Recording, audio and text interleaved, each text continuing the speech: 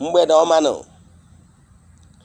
aka m bụkwa onye nke gị Ugochi tubelu Oraifite Nwa Adama anyị na-akpọ alụ asị nka chi tata bụ afọ fọtara anyị ihe ọma anyị ga-enyere obodo n'ara obodo anyị ga-azụ ka afịa anyị amana ka afịa onye chụgba anyị ya daa asị na akakaka ya ama jijiji ya ama anyị asị m na onye fụrụ anyị lụta nwa ya nwụrụ anwụ na ọzọ ya anwụ asị m na onye fụrụ anyị si na akwụ anyị ama acha mpama ya aba na nke ya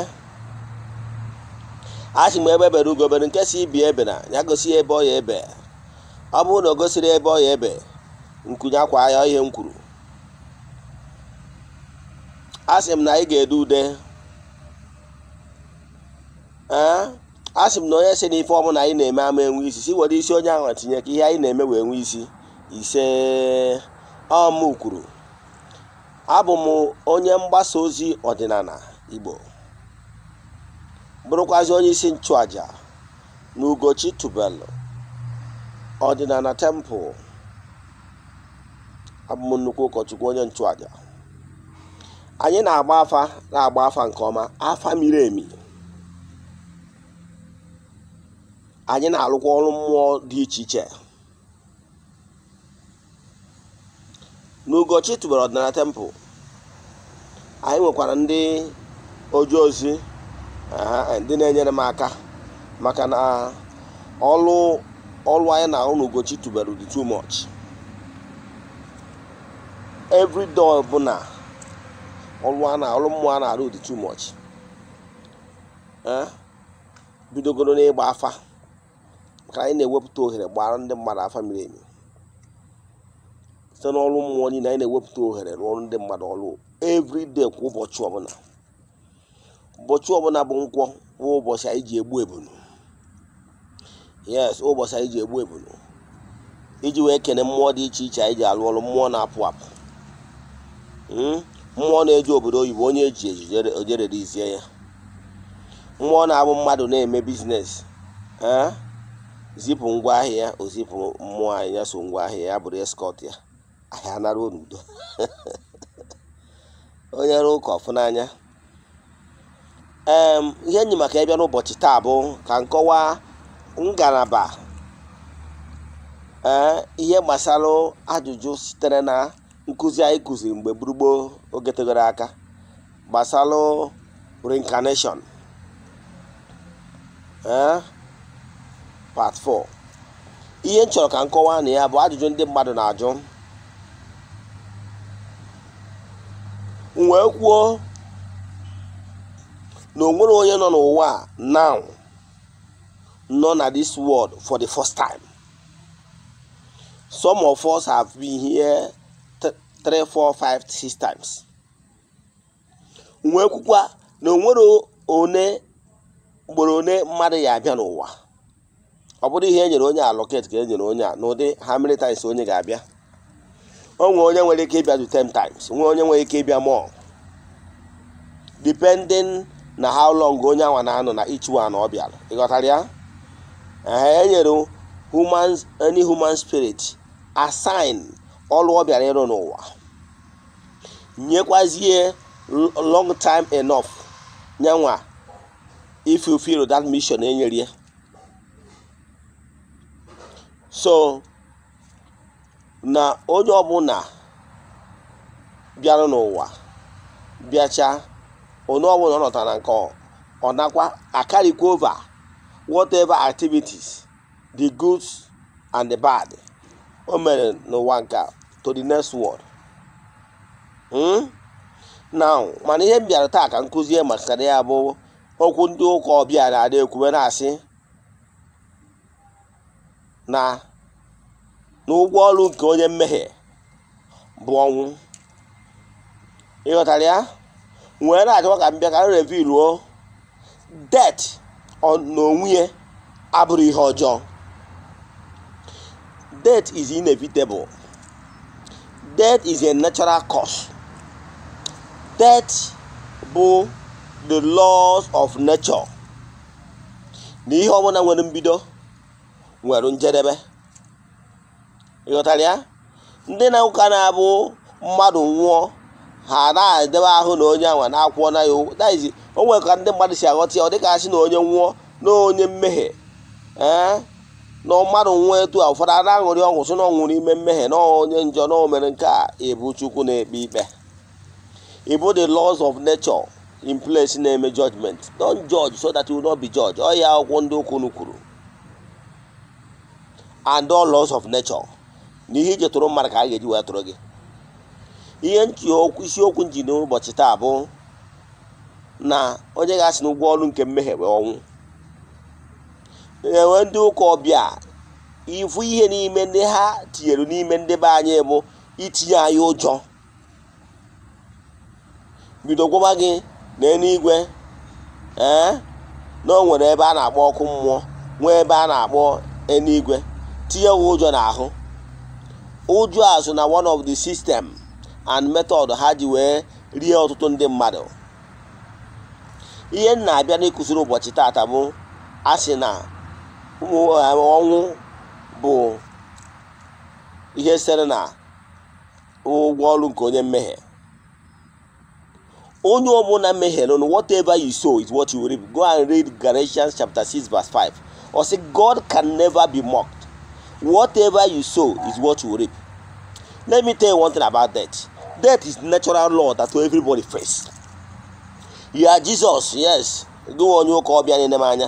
Jesus gị bịara n'ụwa ọkwa ọ nwụrụ anwụ ọ maka mmehie ka o ji wee nwụ. Nna ndị Gentile Abraham ọkwa ọ nwụrụ anwụ, Solomon ọkwa ọ nwụrụ anwụ, David ọkwa ọ nwụrụ anwụ. Name them. Ndị senti agha na-akpọ kpọwa ha St. Paul, St. Anthony, ọkwa ha niile nwụrụ anwụ. Ọnwụ abụrụ ihe ọjọọ. Ọnwụ natural laws that every man must pass. Enwere one cycle and second cycle. Let me give you an instance now. Ukwu osisi mango ma ọ bụ ukwu ube ma ọ bụ ukwu orange na ngwurube nna gị.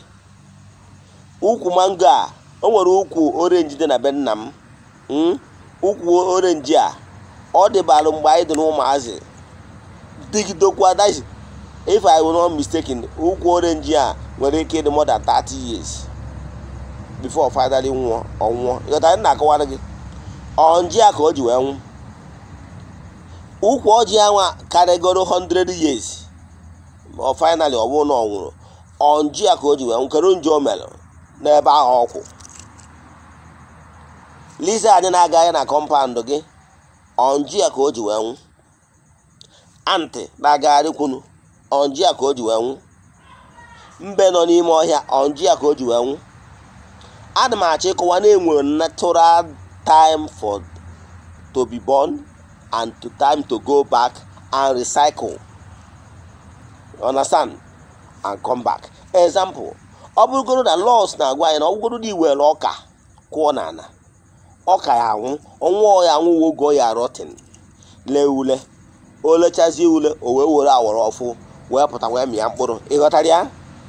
Mkpụrụ ọbụla a kụrụ n'ụwa ga-anwụrịrị anwụ. Oruru anwụ olele ụwa ọnwụ dikee wee pụta. Mmadụ dị ndụ ga-anwụrịrị etinye na n'odikee o wee nwee ike wee return with brighter amamihe. Onye a were incarnation. So ihe na-achọ ịkọwa bụ na another lies. Mgbe ndị ụka ọbịa sịrị na ụgwọ ọrụ nke onye mmehie ma ọnwụ, ọ dịzie ka asị na ọnwụ bụ ajọ ihe. Asaịtara m example ndị niile ha gbara aha n'akwụkwọ ndị ụka ha, ndị ha rigadịrị asị ndị nsọ, mana ha nwụrụ anwụ. Ihe na-achọ ịkọwa bụ ọnwụ abụrụ ihe ọjọọ. Unu ekwesịna ka ndị mmadụ na-eri unu eri, ọkachasị ndị ụka ọbịa. Enwere hundreds of lies dị na ya bụ akwụkwọ na ya bụ nkụzi ndị ụka ọbịa ji wee rie ndị be anyị erie. Enwere laws of nature that there is time for everything. Time for enjoyment, time for scarcity, time for meditation and cultivating. Let me give you an example. In my nature, create 3 seasons. Can one side I want Africa? I were rainy season. During this time of rainy season, time of abundance, ukwu osisi niile a na-eme ọfụma. I am mecha mkpụrụ daizi. I fefa adịcha greenish. Ha na-epụtagharị ahụ ama ha mma. O nwere oge ọ ya bụ osi n'oge apụta. Ọ banye n'oge Harmattan. Oge Harmattan ụfọdụ n'ime ha agbụwa akwụkwọ. Ha gbụcha akwụkwọ, ha baa na steji ụfọdụ n'ime ha ga-ebido kpọwa ifuru. Ha mechaa ya, ha banye n'oge ọkọchị, oge ụgani, oge ha ma enweta ihe ha na-eri, mmiri ozuzo na ụfọdụ ihe ha na-eri the shortfall. Ụfọdụ ukwu osisi ejeje n'ebe ahụ ha stọọlụ nri ha nwere n'oge udu mmiri weruzie ya na sustain onwe ha till the time of abundance again abịakwa. Ịfụrụ ya, natural laws gosiri anyị na enwere oge abundant, na-enwere oge ụgani, oge agha nọ n'ụkọ, nwa oge ihe nwere ike ịkọ nnukwu ụkọ. Ndị Igbo wee sị who does not plan is planning to fail. Ihe ọ pụtara bụ enwere natural laws that governs the universe. People are suffering because you refuse to key into the natural laws of nature. Marụ the time of abundance. Example, ị nwere ike ịpụta ụfọdụ ajụgbo na ga-ekpatara na ụfọdụ ndị ajọ mmadụ na ihe na-agara ha. O nwere ụfọdụ ndị ajọ mmadụ ihe na-agara, nwekwa ụfọdụ ndị ezigbo mmadụ ihe na-agara. So ihe na-agara mmadụ now, most of the times ụfọdụ ndị na-ekwu bụ the thing they have labored and planted for, even in their previous earth life. That you are born in the family you are born today, and there is a lot of factors that plays into it. And when you get your previous earth life, more previous your previous your previous deed, necessitated why you were born in a rich family today. Yes, some of them will qualify for experiencing Surokiyowa. Some of them will qualify na mukwarage na family amoroge without golden spoon. But you are present, whatever you are doing now, control the future. You got that? If you don't like what is happening in your around you now, you can change it. Yes. Ekwuo m ọtụtụ oge kwuo na ike na-agwụ mmadụ chi mmadụ mgbe ike gwụrụ onye ahụ. Yes. Ọgụ nwaanyị put a stop. You must be angry. Ọ bụrụ na ihe na-aga n'ụzọ gị adịghị aga etu kwesịrịnụ, you must get angry with that condition in order to change it. Man, even a lazy man give up, believe na no one the how ni nwere ike ime. Ịmara na ịnago kanai. Ịmara ọnụ abụ ndị na-believe n'inu a na-ekwu na patient dog is the fattest bone. Nwere agwa ndị mmadụ n'oge nke awa ọkụrụ bụ maybe in 18th century, not in this 21st century. Ghọtara ya? In 21st century, if you are still waiting as a patient dog, you can about the smartest dog. He finish here the meat, finish here the bone. In fact, one care for you. You got that? The world we are now is the world of the smartest. So, either I say, oh, for the new for that to no gemo, only the area zupo. Either I never name when did the smartest ndozo, areas on in Uvupo Gafu. So, either I say, okay, chikama, nebechi, oh, here in our wife and the Keguro. Na inu ndị ike gwụrụ na-atụ onwero any crown you get water on earth without convincing yourself that you can do it, that you must be successful legitimately. Then you have to do, because we are in a world of competition, it must be outstanding and be willing to do the needful. You got that? Now, ọ bụrụ na ịbụ onye na-ebelieve na ụfọdụ ihe ọ ga-afịa gị ahụ, ị ga-ebelieve na your ability. Bidogoro na mbụ, your environment, be friends with nature, meta nature enyi gị. We human beings will run into problems and challenges of life because we decided to make ourselves the enemy of creation, enemy of nature. Igbo onweghị onye ilo ihe okike, nature, you will always run into problems. The entities of powers around you, they are all natural forces. What you will do is to make yourself a friend to them. Ụfọdụ ndị mmadụ na-anwụ carelessly because of their ignorance, and they refuse to adapt to the laws of nature. Therefore, such a person might die ignorantly. But if you key into the laws of nature, believe in me, ihe gị na chi gị kpatara n'ụwa ị ga-eme ya achieve. Mana mgbe ị bịalụ decide ya na ị gara ebi ndụ n'uwe onye ọzọ, ọnya ga-enye gị nsogbu. Ọ bụrụ na ị chọrọ bịa n'ụwa nke gị, kwụnyere ndị gị na ha so, kwụnyere mmụọ so gị, nachiyata back to nature. N'ihe ọbụla bụ oke gị ga-eru gị aka. Ị mụrụ na nkụ dị na mba na-egere mba nni, gị bụ onye nwa Afrịka.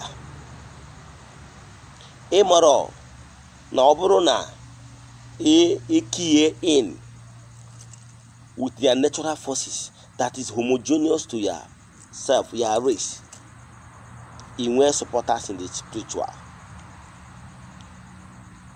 A man no get out more carelessly. Macaron will hear mad over the puri megi. That man now manipulating is because he refused to key in into the laws of nature, into the forces of nature that governs the universe, so that you will be protected. Mani nwere ike nọrọ na-ehi ifuru ma ọ bụ na-eso ndị ụka ọbịa, nke bụ eziokwu na onye ọ na-eso onye ụka ndị ụka ọbịa ụkwụ ya eluru ana in ana ndị dị ndụ in creation. The forces you will never get the backing of your ancestors. Onye kpatara ndị burugbo achị ịga ọfọ ma ọ nwere ọfọ n'ọrụ mmụọ ọ ya alụ, ọ gbasa ụkwụ, ọ wepụ akpụ ụkwụ, ya akpụkwa ụkwụ ya na-emetụ ana, because o nwere radiation ya tapping from the ground forces, the mother earth. Tata bụrụ ụbọchị mma nchọrọ ịkụzi gbasalụ the benefit mmadụ na-enweta from the mother earth. Ana ya fọrọ onye agbatara o ji abụ ana we pass judgment. Onye agbatara na ndị gboo ji asọ nsọ anị. Bọsị mma akụzi gbasara ana and the power that is in this ana ya na-azụ ụkwụ, will be marveled. Abụ m onye mgbasa ozi ọdịnala Igbo. Ị nwere ike ịjụ m ajụjụ na nkụzi ya nkụzi taa, ma ọ bụ nkụzi ndị nkụzi gboo, ma ọ bụ ihe ọbụla na-agbagwoju anya n'ọdịnala Igbo. Aga m enyere gị aka. Send ya message na WhatsApp nọmba m 08057837672. Ugochi tubelu Oraifite. ndewonu.